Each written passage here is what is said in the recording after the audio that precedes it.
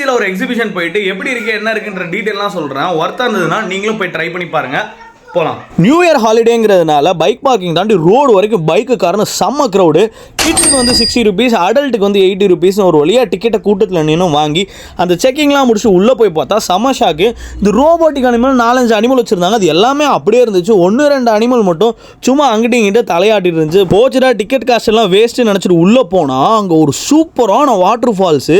அது வாட்டர் ஃபால்ஸாக இல்லை டிஜே வச்சுருந்தாங்களான்னு தெரில. பசங்க பொண்ணுங்க எல்லாமே செமையாக டான்ஸ் பண்ணி என்ஜாய் பண்ணிட்டு இருந்தாங்க. எனக்கு ரொம்ப பிடிச்சிருந்துச்சு. என்ன அங்கே கூட்டம் தான் ஓவராக இருந்துச்சு. அப்படியே பக்கத்தில் பார்த்தா நம்ம vlog டைமில் அந்த யூடியூபரும் வந்திருந்தாங்க. அவங்களையும் அப்படியே மீட் பண்ணிவிட்டு உள்ளே போனோம். உள்ளே பார்த்தீங்கன்னா யூஷுவல் எல்லா எக்ஸிபிஷன்லேயும் இருக்க மாதிரி இந்த பிளாஸ்டிக் ஐட்டம், ஃபேன்சி ஐட்டம், குழந்தைங்களுக்கான டாய்ஸு, கீ செயின், இந்த மாதிரி நிறைய கடைகள் இருந்தது.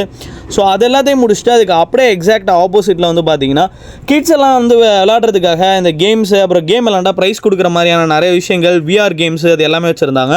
அது எல்லாம் முடிச்சுட்டு உள்ளே வந்தீங்கன்னா ஒரு ஸ்டாலில் 40 rupeesக்கு வந்து உங்களுக்கு பஞ்சு மிட்டாய், அப்புறம் அந்த கானெல்லாம் கப்பில் போட்டு தருவாங்கள்ல, அந்த ஐஸ்கிரீம் எல்லாமே 40 rupees கொடுத்துருந்தாங்க. அதுக்குள்ளே வந்தால் டெல்லி அப்பளம்னு சொல்லிட்டு அது எல்லாமே வெளியே விட உள்ளே ரொம்ப காஸ்ட் கூட இருந்தது. 70 ரூபாய்க்கு ஒரு அப்பளம். அதே மாதிரி இந்த பொட்டேட்டோ சிப்ஸு, அதுக்கப்புறம் மிளகா பஜ்ஜி எல்லாமே 70 ரூபாய்க்கு கொடுத்துட்ருந்தாங்க. அவங்க வாங்குகிற காசு பிரச்சனை இல்லை, அந்த காசுக்கு தகுந்த அந்த குவாலிட்டி, அந்த ஹைஜீன் மெயின்டைன் பண்ணியிருந்தாங்கன்னா கொஞ்சம் மனசுக்கு நிம்மதியாக இருக்கும். ஸோ அதெல்லாம் வாங்கி சாப்பிட்டுட்டு ஒரு அரை மணி நேரம் 1 மணி நேரம் அந்த கிரவுண்டில் ஸ்பெண்ட் பண்ணிவிட்டு குழந்தைங்க விளாட்றதுக்கும் பெரியவங்க அடல்ட் விளாட்ற மாதிரியான கேம்ஸும் நிறையா இருந்தது. அது எல்லாமே ஒரு 4-5 கேம்ஸ் இருக்கும். ஸோ நீங்கள் அது எல்லாமே என்ஜாய் பண்ணிக்கலாம். அதெல்லாம் முடிச்சுட்டு வெளியில் வரும்போது வாட்டர் ஃபால்ஸு காலியாக இருந்தது. ஸோ கொடுத்த காசுக்கு ஆசை தீர கிட்ஸோடு வந்து என்ஜாய் பண்ணியாச்சு.